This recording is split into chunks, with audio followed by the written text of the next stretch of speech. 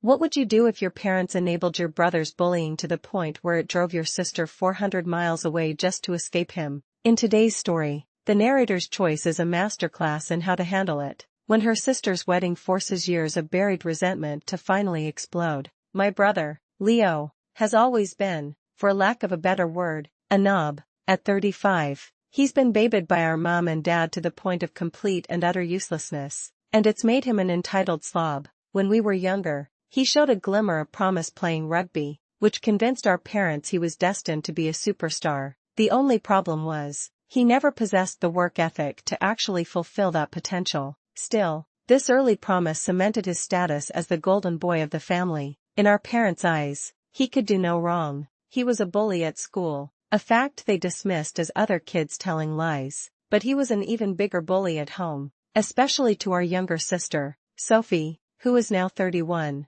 He would constantly prank her. This was his term for doing anything he could to embarrass her. I'll never forget the time he pulled her dress up in front of our entire family at a wedding when she was just 15. Mom and Dad just laughed it off, saying it was siblings being siblings. But the rest of the family was absolutely mortified by his behavior. I did my best to stick up for her, and it helped to a certain degree, but once I left for university, there wasn't much I could do. My parents simply don't listen to anyone. The bullying got so bad that when Sophie turned 18, she made a decision that shocked us all. She gave up on her dream of attending St. Andrews University, a dream she'd talked about since she was 11, and instead moved to London to go to the Imperial College London. When I asked her why she'd made such a drastic change, her answer broke my heart. She told me St. Andrews was too close to home, and she knew she'd be expected to visit all the time. By moving to London, she would only have to come home for Christmas. After she left for London, she stuck to that plan.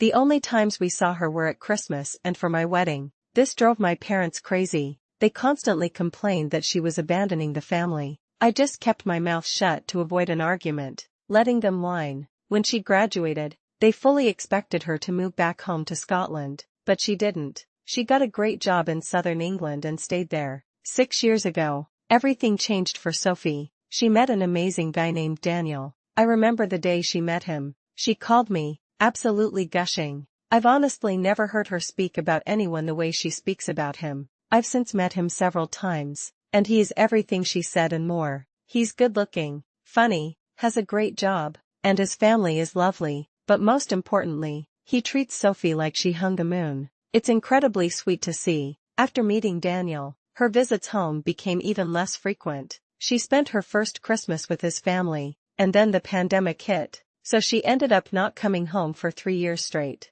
The first Christmas she did come back, my brother Leo started his usual nonsense, desperately trying to be the center of attention. When it didn't work, because most of our family was far more interested in getting to know Daniel, he resorted to his old tricks. He tried to prank Sophie. He filled a large bowl with water and was about to dump it all over her head, but this time was different. Daniel saw what was happening and stepped directly in front of Sophie, looked Leo dead in the eye, and told him not to even think about it. It's worth noting that Daniel is 6'3" and has been training in martial arts since he was a child, so he can be very intimidating when he needs to be. Mom and Dad, of course, tried to play it off as a harmless prank, but Daniel wasn't having any of it. In that moment, as my parents scrambled to defend their precious boy, they failed to realize they were witnessing the final straw. Their blind devotion had just cost them their daughter for good. Leo started whining that it was just a prank, to which Daniel coldly replied that if he pranked Sophie one more time, he would prank Leo by putting his foot up his backside and his fist down his throat. Sophie and Daniel left about an hour later. From that day forward, my parents and Leo all had a massive issue with Daniel. Sophie hasn't been back home since. That brings us to now. Sophie and Daniel are getting married this August. When they sent out the invitations back in February, they made a very deliberate choice. They did not invite Leo. Predictably, my parents were incensed and had a huge argument with Sophie. They even threatened not to attend the wedding themselves, to which Sophie calmly replied, "No problem, I'll just have Granddad walk me down the aisle." Last Saturday, I took my kids over to my parents' house, and the moment I walked in, my mom started complaining about Sophie and the wedding. I sat there and listened for a while, the anger slowly building inside me, until I finally had enough. I looked at her and asked, "What did you actually expect to happen?" I told her that for decades, she and Dad had allowed Leo to be the golden child, letting him get away with absolutely everything. And what was the result? He can't keep a relationship because he thinks everyone should do everything for him.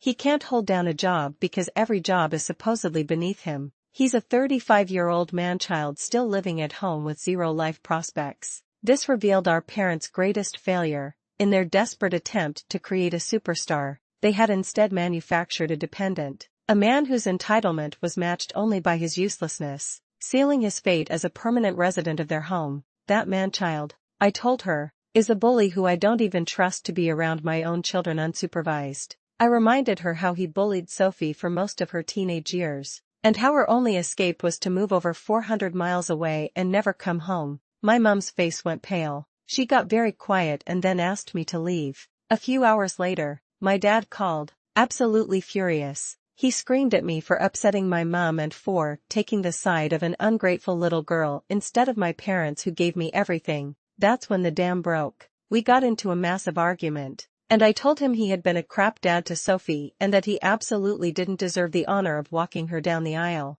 I've just had enough. But now, extended family members are telling me I went too far. My mom is barely speaking to anyone and apparently keeps crying. As one person online later astutely pointed out, my mom's tears weren't just about hurt, they were a performance, a desperate attempt to reclaim the narrative and paint themselves as the victims once again. Thankfully, my granddad called and said it was about time someone told them off, though my grandma is upset by all the fighting. After the fight, a chilling thought crossed my mind, one echoed by others who heard my story. I had to tell Sophie to hire security for her wedding, just in case Leo and my parents tried to crash it. So, was I the bad guy for telling my parents they sucked and deserved to be kicked out of my sister's wedding? This story is a harsh reminder that enabling a bully doesn't just harm the victim, it corrupts an entire family, and eventually, the truth will demand its price. The best comment came from a user who said that if the parents can't stand the truth, they need to hibernate, before adding,